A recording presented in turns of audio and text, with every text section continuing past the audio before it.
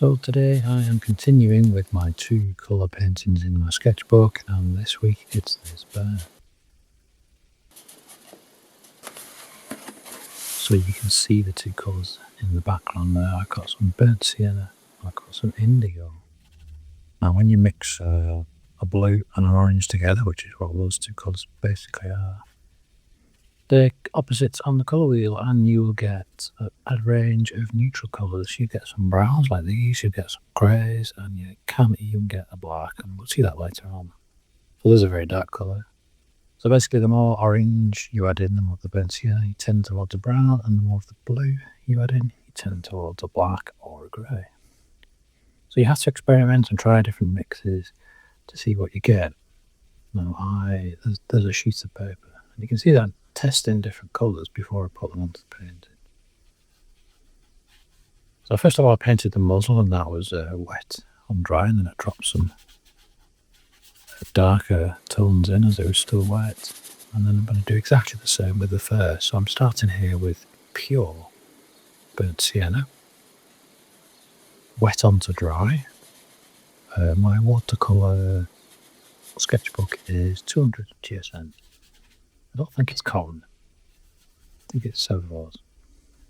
Anyway, I've got the burnt sienna on. I painted on some fur, and then I am diluting that colour. And it's a very thin wash, a very light value of the same colour painted onto the face. I want part of the face to be very light, where it's catching the light from the head. A darker mix there, almost a sepia, which you can achieve by mixing the two colours together.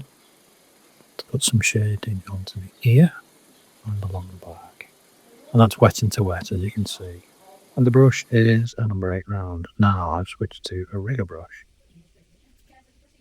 I'm painting some hairs individually. I don't normally do this. I normally scratch them out with a stick, and I just thought I'd try with a brush for a change. I'm not convinced that it gives a brilliant result. We'll see at the end what you think. Now I'm putting some darker values in to build up the fur texture. Now with the fur, I'm not going to paint every single hair like I did along the top. That would be crazy. I'm letting the watercolour do the work for us. So we can get patches of colour and texture by varying the different values, the different colours, and the different amounts of water. So when you put wet into wet, you get these soft transitions, and then we can also have harder transitions by working wet onto dry. And I'm building up the values. Started off with a very pale value, and then I'm slowly adding in slightly darker values to build up those shadow areas. Now we want shadow here under the chin and around the neck as well, to form the shape of the head. Splashing some water on there to try to get some texture in this big area of fur. As that's drying, let's work on some more areas. So I'm going to put some dark over here on the furthest away ear. And notice that the colour on the nearest ear is an orange, and the one further away is a neutral. And that you will naturally be drawn to the more colourful area, and you want the viewer to look at the front of the painting and not the back. And that's why I do that. So there I'm painting the hairs under the chin with the end of the brush. See what happens when it's dry. It's practically dry, and I can go in and paint the eye. There's a little bit of damp here still in the foreground, but starting off with an upside down triangle. And I paint around it, negative painting around that upside down triangle.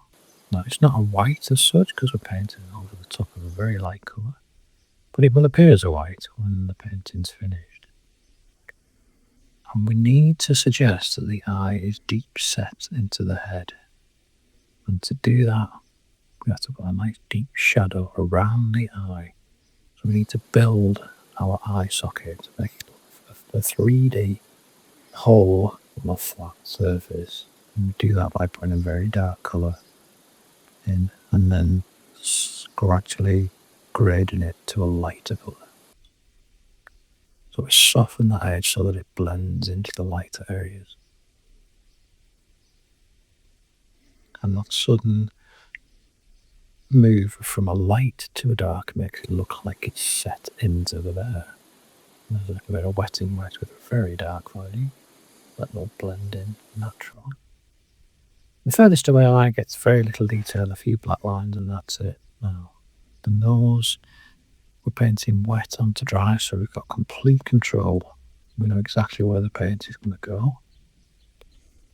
Nice thin line for the mouth, and then a repeat on the lower jaw, which I then immediately soften off with some water to give myself the effect of a shadow. And then repeat that process around the nose to give some shadow just under the nose. And then clean damp brush to lift off a section of the top of the nose where it would be well lit, and then there would be some reflected light. And then finally the very, very dark portion. The deep nostrils are the darkest of all. The deep areas are the dark areas. Back to the bigger brush, the number 8, and we're just softening off some of the more harsh edges and continuing to build up the values. We've got kind of a mid to dark brown here. And obviously you'll be working from a reference while you're doing all this, so you'll be looking at your reference and deciding where you want your darks and your mediums and your lights to be, but also using your own judgment. You might want to reinforce the darks under the chin, for example.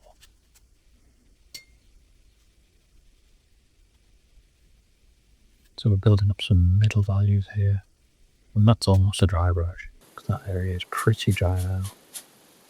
And it's fairly dry paint, there's not a lot of paint on that brush, so I'm getting this dry brush effect. And you could actually paint hers like that if you wanted to.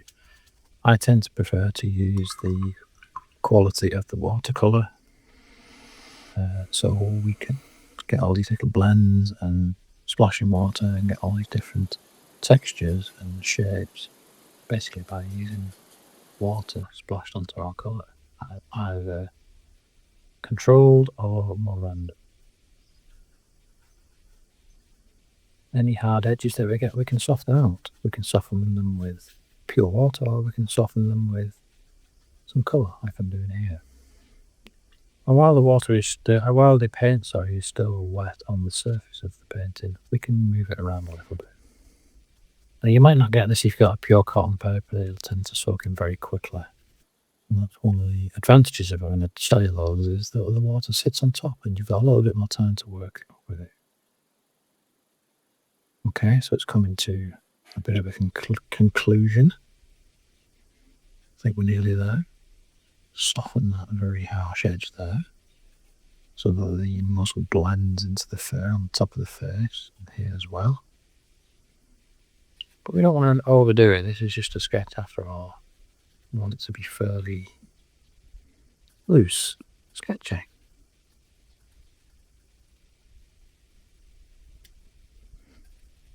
I said the hand now filling around the nose. Okay, so I've got a clean damp brush and I am lifting some of the paint off the back of the bird. I want to have a little bit of light on this area. This is where it will be hit by the sunlight. And now some fairly dry strokes down and manipulating or reusing the paint that's already there and just pushing it around on the paper. And finally I'm doing it again, but this time with my finger. Why not? Let's try something a bit different. You do actually get some little marks there, which could be tiny hairs from your fingerprint.